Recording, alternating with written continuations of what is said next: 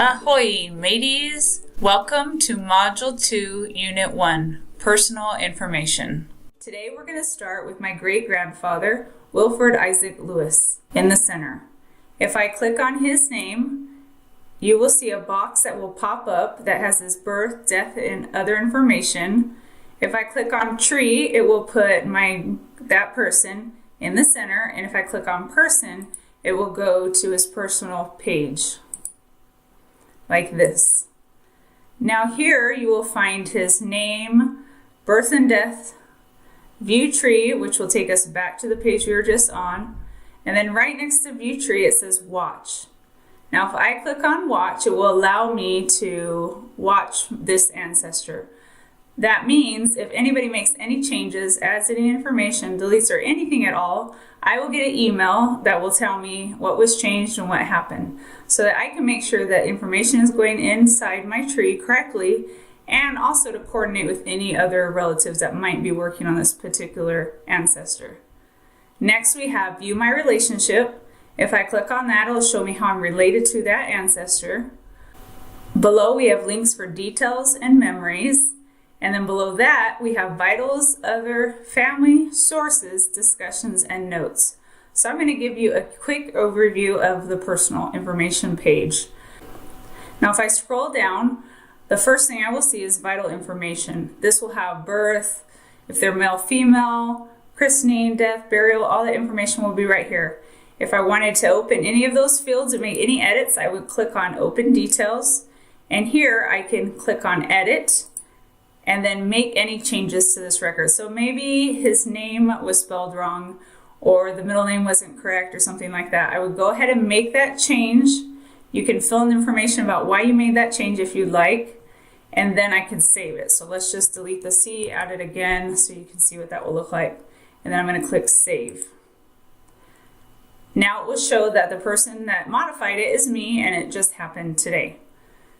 Now below that are a bunch of tags. Now all a tag means is that it's tagging to a particular record. So the information of his name came from all these records. So that's just kind of a basic of what the tag is. And we'll talk a little bit more about tags when we go to our unit on searching records. Now if I close this over here, it will close up that section. Now I can close them one at a time, or I can just close details, and that will get us back to this screen. Now there's an arrow, a triangle over here on the left. If I click on it, it will also hide that information. So the triangle will open it or hide it, and then Open Details will open all the information like this that I can make edits on, or I can close details and just get a quick overview. So that is all under vital information. Using the triangle, let's close the vital information, and the next section is family members.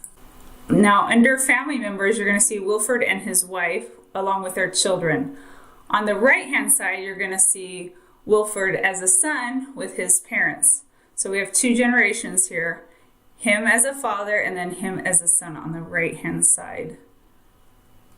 Now if we needed to add children, we would just go below here, add child, and add the first name, last name, and other information.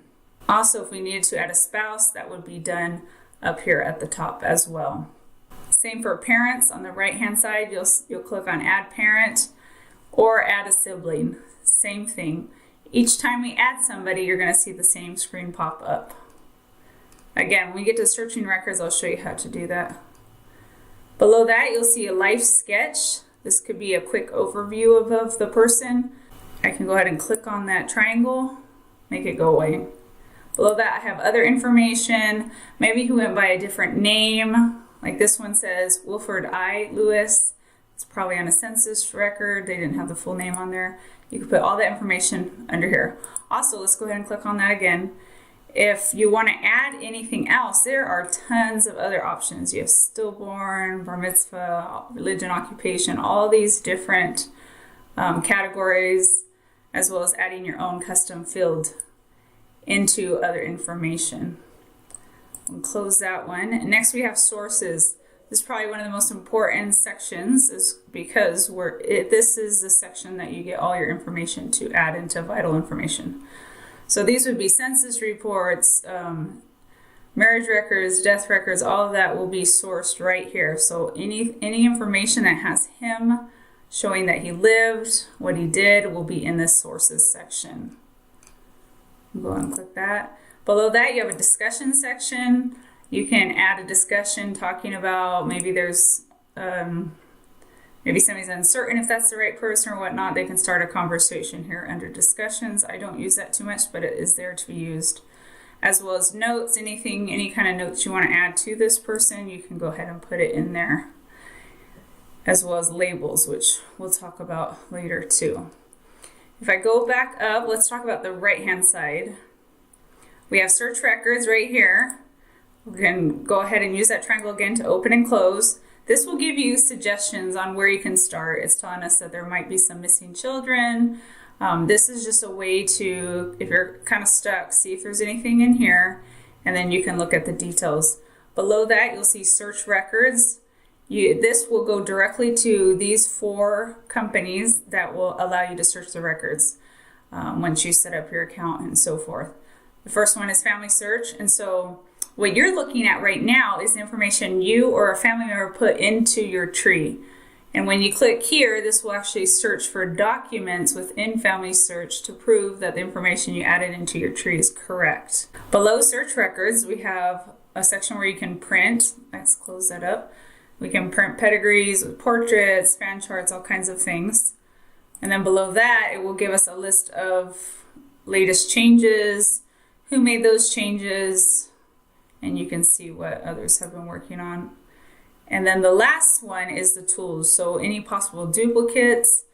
And again, we have a whole lesson on duplicates, reporting abuse, and then if we need to delete that person, we can go ahead and do that here.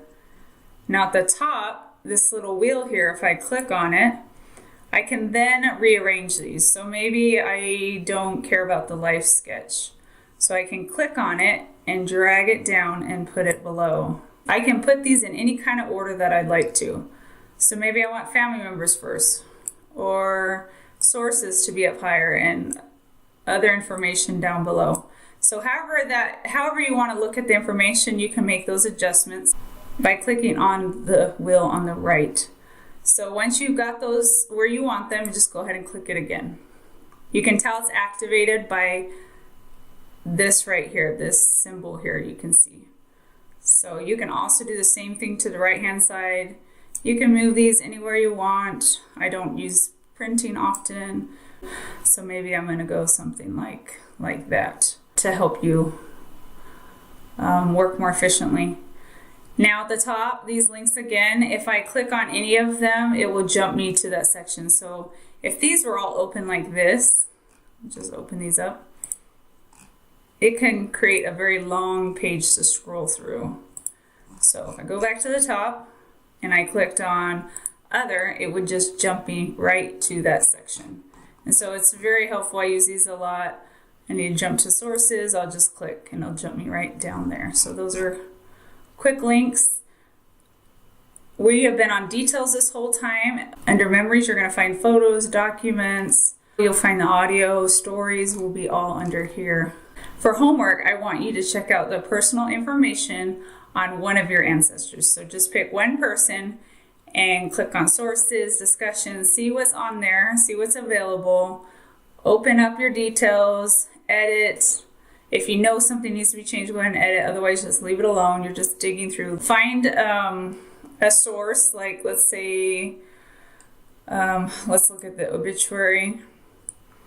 And go ahead and click on it and it will show you the information. You can see the actual document right here, view an image of it. Go ahead and click on that, read through it, just kind of see what kind of sources have been attached, what sources are available, so that when we start researching records, you'll have an idea of what you might find. Remember to join us on our Facebook group this week and let us know what personal information you found about an ancestor. And that's it for Module 2, Unit 4, Personal Information.